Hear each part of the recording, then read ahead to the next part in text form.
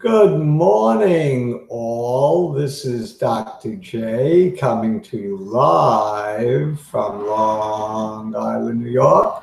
Seems like I'm living in a different house almost every day this week. That's not a very settling thing. Yesterday I used my laptop. Today I'm using my desktop. And I had to stifle the phone. If you read on Twitter my announcement of this show, I said, see Dr. J twiddling his thumbs.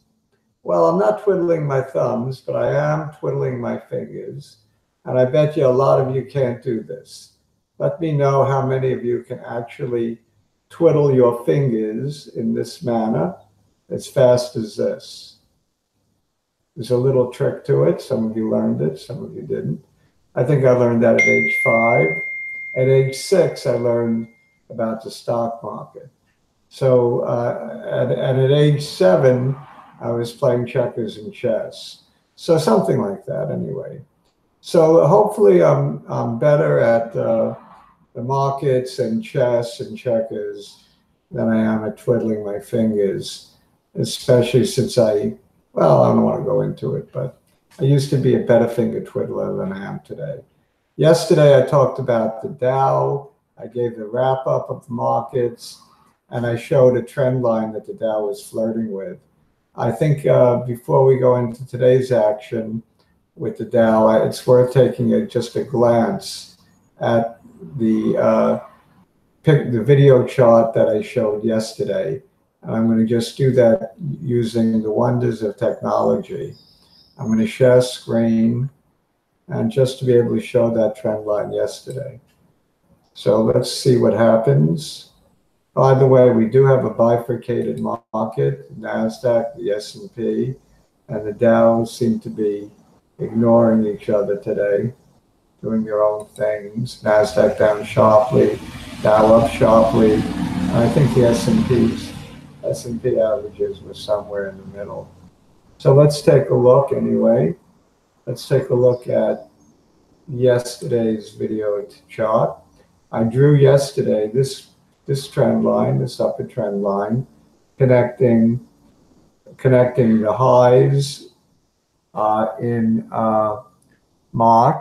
February, March, and the highs in June, and the high we just turned in July. And I'm showing here that clearly the last few days, the Dow has been flirting with this trend line. And the question is, can it make a clean break of that trend line? If it does, I'm going to call for a bullish stampede to take out the old January highs of 26,616. Let's look at where the Dow is today. Look at another picture of the Dow. Okay, so this is the NASDAQ. That's not the Dow. In any event, the NASDAQ, as you can see, is struggling on the day. It's down 52 points. It had been down much more. Let's switch around to the Dow, if you don't mind. So let's go to the Dow.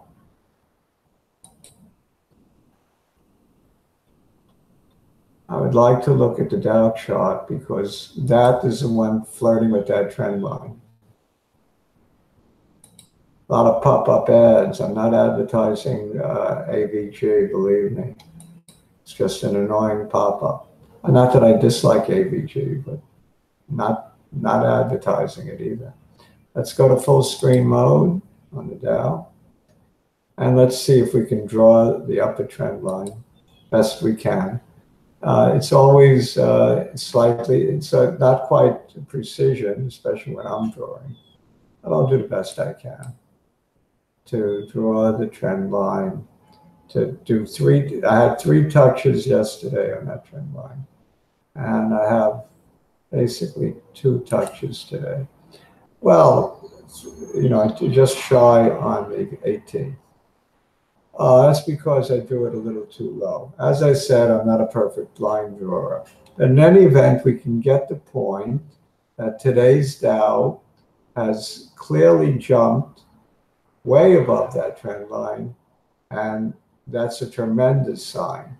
If it doesn't totally collapse today and come back to that trend line, I'm thinking that the Dow is likely to be nothing short of spectacular, taking out the highs right here on January 26th. So Dr. J is becoming a super bull. Dr. J the bull.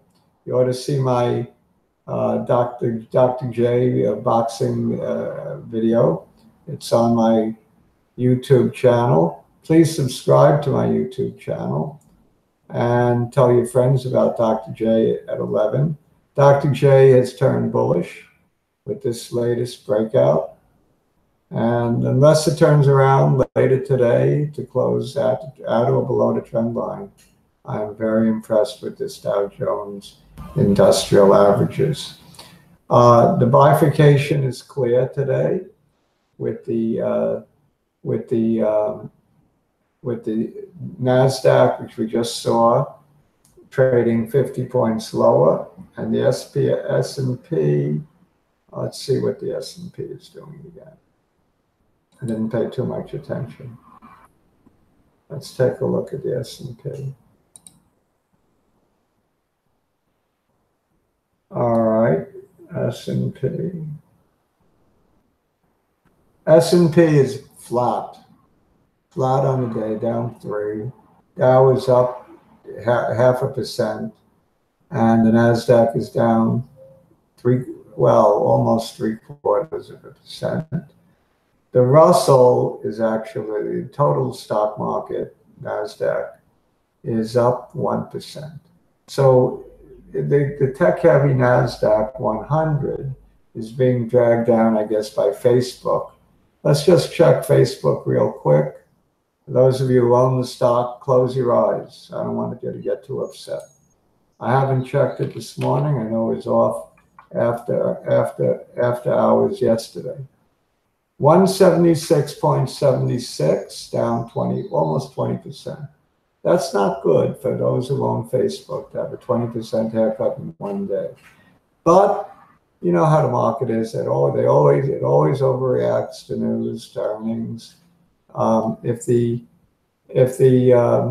Dow continues on its upward target, I think the NASDAQ 100 will do fine as well. Maybe not quite as well as the Dow.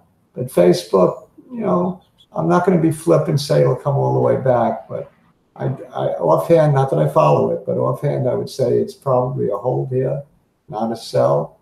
But I'd love to hear from people who follow Facebook more than I do. So we looked at a few things. I just want to mention Geron today, which is one of the stocks that I follow and actually long on. Geron has made a big move, at least last I looked. So let's look at the full screen on Geron. Geron is up 7.45% on the day. That's cool. And I haven't looked at the chart myself in a long time. It put in a high of the year right here on March 22nd. And then let's see, what was it, March 22nd? The high was 663, I think I saw, right? And then it made a lower high at 517, and it's been making a series of lower highs. So it's clearly in a little bear market, high of 459. So Geron is having a little bear market here, another high of 394. Now you can see a clear downward channel, which hopefully is broken by this one big green candle today, should it stay. It's enough to get me excited anyway. As a big Geron holder, that big green candle, in my mind, could mark the end of this downtrend and bring us back to this high of 394. And that would make me very happy. This is Dr. J signing off from Long Island, New York, where weather today looks quite good.